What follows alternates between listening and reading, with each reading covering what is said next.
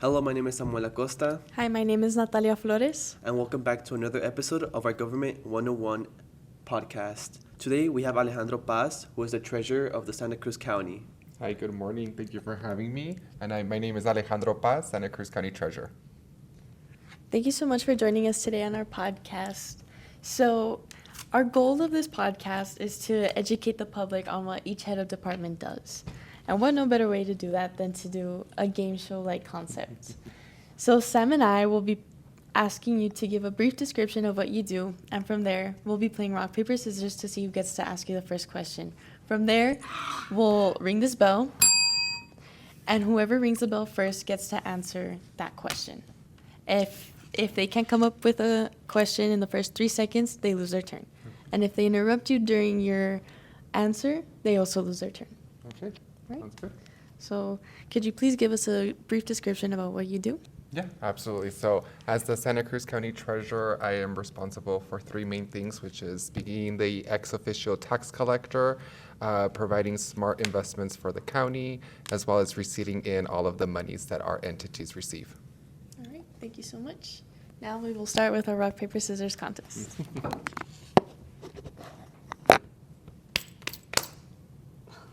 You always choose scissors. I know. That's a habit already.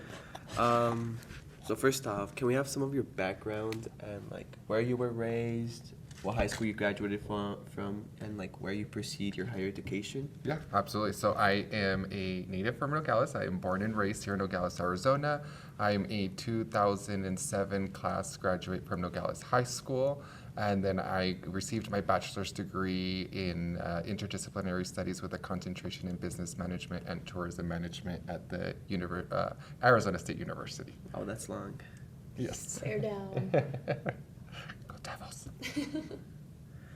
So, oh, The bell. Oh, sorry about that. And what made you want to be a treasurer for this county? That's a good question. I always knew that I would come back to my county. Didn't know exactly what I was going to be doing. But when the events that occurred, it really opened up my mind and my eyes that we're in more need of newer generations to come in and kind of help get things back in motion, back in place with more current styles. And so I just jumped at the opportunity to put in my little grain of salt where I know that I can be very useful and beneficial because of my background experience with financial services industry. okay. And what do you think is the biggest thing that set behind our county? That sets our county behind. I think there's a lot of things because it's not I don't feel that it's a full responsibility of the county officials or those working within the county constraints to be able to handle all. I think having the community be very involved, and we're seeing that more so now, but it kind of dies out. Or if you have certain events that you're hosting to try to get the community involved, we're not seeing the participation that we'd like to see. And so I think it's an effort of everybody, with those that are in charge and those that are part of the community, to come together to really see where we need to go and how we can get there. And I say that's the biggest setback because we need to learn how to work together, not against each other. Agree. Okay. Oh, yes. Thank you. When did you start this position as county treasurer? I started May 13th, 2024. I was appointed after having applied and interviewed for the position. I was appointed May 7th, and I officially started May 13th of 2024. What are some current events going on within the county? Current events going on within the county. That's a good question. I mean, I'm really hyper-focused on one main current event, which is taking all of my time, and it is the embezzlement of the $38.7 million. It's very time-consuming, and that's where my focus is at right now. How do you plan to get the focus away from that? How do you plan to be a better treasurer? Well, one, I don't think it's about getting the focus away. The focus can stay on the treasurer's office because as the elected official, it's my responsibility to be transparent and to do the people's work that they have voted me and elected me to do. And so it's there's really nothing that we want to change there, but it's the way that I can be the better or a better treasurer than past treasurers is by doing what I'm doing now, is by being visible, by being out there with the community, by attending board meetings and providing updates that to some may be of importance and to others maybe not so much, but being visible, being available as well with my open door policy to come visit, call, email. I think making myself available is one huge thing that past treasurers have never done. And so that is a change that I'm seeing that people are noticing and really appreciating. And then just flipping the office upside down and revamping it, starting from scratch, and redoing what needs to be redone to make sure that we are running a smooth, effective, and efficient office. When you're ever in the public with the citizens and you announce your position here in the county, do they ever think you're gonna do something bad with that power? Yes. You know? Yes. You get insulted in any way? Yes, I mean, social media is not my favorite anymore. People like to create false narratives or start rumors for whatever reason. That's on them. I don't know. So I don't pay too much attention to it anymore, but it does happen. You're instantly criticized, and I can see and I can understand some of the critiques that are made, but none of them are justified. That's why I have an open door policy of come and get to know me, come and ask questions, call or email, so that I can provide you very transparent, honest answers to your questions or your concerns.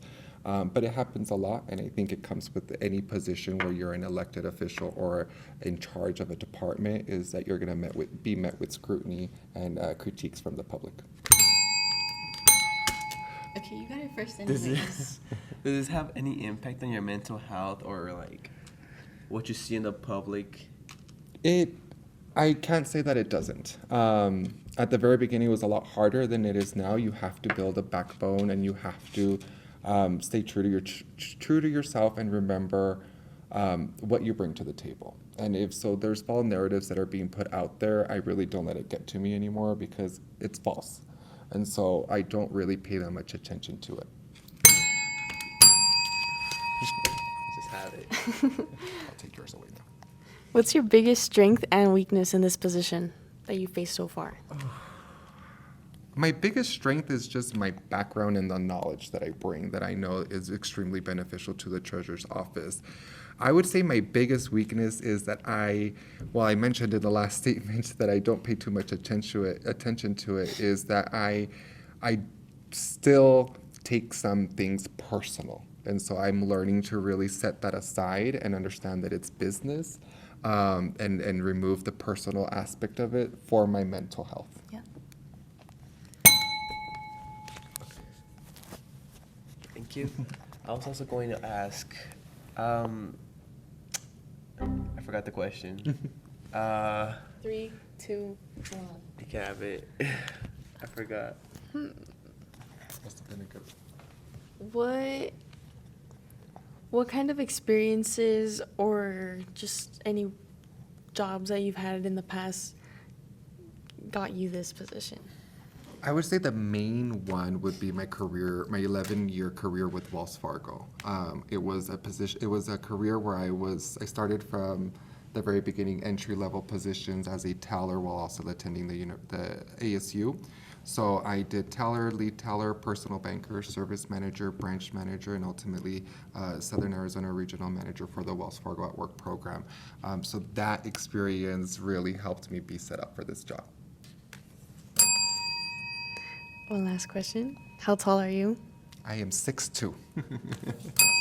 Were you born that tall? I've never seen someone that tall in here. I'll have to ask my mom, but I don't think so.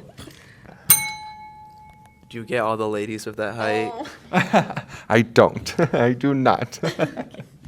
Well, that concludes our podcast. If you have any questions for Sam and I, please ring the bell. Okay. I don't think I do, but Thank you. Yeah. Thank you so much for having us, and stay tuned for our next episode. Thank you, Mr. Paz, for joining us today, We really and appreciate we'll see you it. guys soon.